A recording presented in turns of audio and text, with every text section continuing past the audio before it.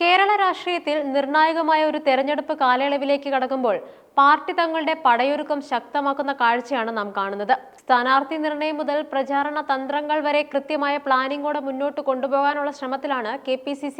ഇതിന്റെ ഭാഗമായി തിരുവനന്തപുരത്തെ KPCC ആസ്ഥാനത്ത് ചേരുന്ന തെരഞ്ഞെടുപ്പ് പ്രചരണ സമിതിയുടെ ആദ്യ യോഗം രാഷ്ട്രീയ കേന്ദ്രങ്ങൾ ഏറെ ഉറ്റുനോക്കുന്ന ഒന്നാണ്. കോൺഗ്രസിന്റെ രാഷ്ട്രീയ തന്ത്രങ്ങൾ രാഷ്ട്രീയ കേരളത്തിലെ സാഹചര്യം മാറിമറിയുന്ന ഘട്ടത്തിൽ ഭരണ തുടർച്ച ഇടതുമുന്നണിയെയും കരുത്ത് തെളിയിക്കാൻ ശ്രമിക്കുന്ന NDAയും നേരിടാൻ സർവ്വസജ്ജമാക്കുകയാണ് UDF. ഇതിൽ നേതൃപരമായ പങ്ക് വഹിക്കുന്നു. ഇത്തവണ സ്ഥാനാർത്ഥി നിർണയത്തിലും പ്രചാരണ ശൈലിയിലും കാതലായ മാറ്റങ്ങൾ കൊണ്ടുവരാനും ആഗ്രഹിക്കുന്നുണ്ട്. തിരഞ്ഞെടുപ്പ് പ്രചരണ സമിതി അധ്യക്ഷൻ രമേശ് ചെന്നിത്തലയുടെ അധ്യക്ഷതയിലാണ് യോഗം ചേർന്നത്. പാർട്ടിക്കുള്ളിലെ ഐക്യവും താഴെത്തട്ടിലുള്ള പ്രവർത്തനങ്ങളും ഏകോപിപ്പിക്കുക എന്നതാണ് ഈ യോഗത്തിന്റെ പ്രാഥമിക ലക്ഷ്യം. ദേശീയ തലത്തിൽ നിന്ന് സംഘടനാ ചുമതലയുള്ള AICC ജനറൽ സെക്രട്ടറി KC വേണുഗോപാലും കേരളത്തിന്റെ ചുമതലയുള്ള AICC ജനറൽ സെക്രട്ടറി ദീപ മുൻഷിയും യോഗത്തിൽ ബന്ധപ്പെട്ടിരിക്കുന്നുവെന്നത് ഹൈക്കമാൻഡ് ഈ തെരഞ്ഞെടുപ്പിന് പ്രാധാന്യം നൽകുന്നുവെന്നതാണ്.